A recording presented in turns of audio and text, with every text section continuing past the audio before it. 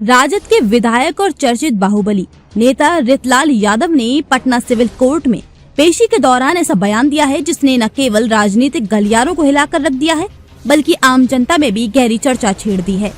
जी हां, दानापुर सीट से विधायक रितलाल यादव ने कोर्ट के समक्ष इच्छा मृत्यु यानी एथेनेसिया की मांग रखी है।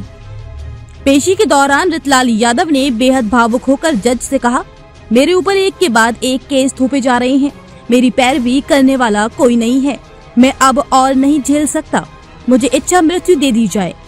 ये बयान न केवल कानून व्यवस्था पर सवाल खड़े करता है बल्कि उस मानसिक स्थिति को भी उजागर करता है जिससे एक निर्वाचित जनप्रतिनिधि इस वक्त गुजर रहा है। कौन है रितलाल यादव? रितलाल यादव राजद के विधायक हैं और उन्हें बिहार की चर्चित बाहुबली नेताओं में गिना जाता है। दानापुर से जीतकर विधानसभा पहुंचे रितलाल यादव लंबे समय से विवादों में रहे हैं। रंगदारी, डकैती और हत्या की साजिश जैसे गंभीर मामलों में उनके ऊपर मुकदमे दर्ज हैं। वर्तमान में वे न्यायिक हिरासत में हैं और हाल ही में उन्हें बेउर जेल से भागलपुर सेंट्रल जेल ट्रांसफर किया गया है। वहां वे टी सेल में बंद हैं।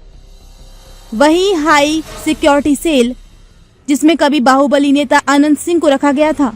बताया जा रहा है कि कोर्ट में जब उनकी पेशी हुई तो उन्होंने अचानक जज से ये भावुक अपील कर दी। उनका कहना था कि मैं मानसिक रूप से टूट चुका हूँ, कोई मेरी पैरवी नहीं कर रहा, लगातार केसों में घसीटा जा रहा हूँ।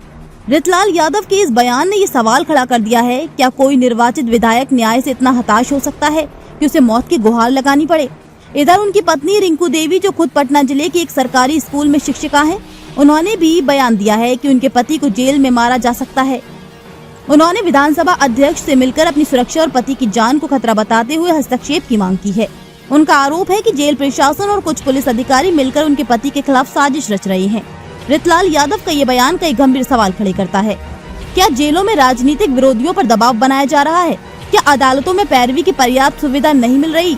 अगर एक विधायक न्याय के लिए इतना असहाय महसूस करता है तो आम कैदी की स्थिति क्या होगी? साथ ही ये घटना सरकार और न्याय व्यवस्था के लिए एक चेतावनी है कि न्याय में केवल सुनवाई नहीं बल्कि न्याय की अनुभूति भी होनी चाहिए। ये घटना ये भी दिखाती है कि जेल में कैदियों, विशेषकर लंबे समय से बंद हाई प्रोफाइल कैदियों की मानसिक स्थिति कितनी बिगड़ सकती है। मानसिक स्वास्थ्य को नजरअंदाज करना, पैरवी में देरी, ट्रायल में ढीलापन, ये सब एक इंसान को मानसिक रूप से तोड़ सकते हैं। इस पूरे मामले पर अब तक आरजेडी की ओर से कोई आधिकारिक बयान नहीं आया है, लेकिन सूत्रों की माने तो पार्टी इस मसले को लेकर गंभीर है और कानूनी मदद पर विचार कर रही है। वहीं विरोधी दलों ने इसे एक नाटक बताते हुए कहा कि कानून का डर अब उन नेताओं को भी सता रहा है जो पहले कानून को ठेंगा दिखाते थे। रितलाल यादव का इच्छा मृत्यु मांगना एक सामान्य घटना नहीं है। ये न केवल उनकी व्यक्तिगत पीड़ा को दर्शाता है बल्कि सिस्टम की खामियों को भी सामने लाता है। ये एक लोकतांत्रिक राज्य में न्याय, राजनीति और प्रशासन तीनों के लिए आत्ममंथन का वक्त है। फिलहाल कोर्ट ने इस पर कोई टिप्पणी नहीं की है, लेकिन मामले की अगली सुनवाई में कोई बड़ी कानूनी बहस हो सकती है। हम इस मामले पर आगे भी नजर बनाए रखेंगे। आप देखते रहिए न्यूज़ अड्डा 24। मैं हूँ कौसर।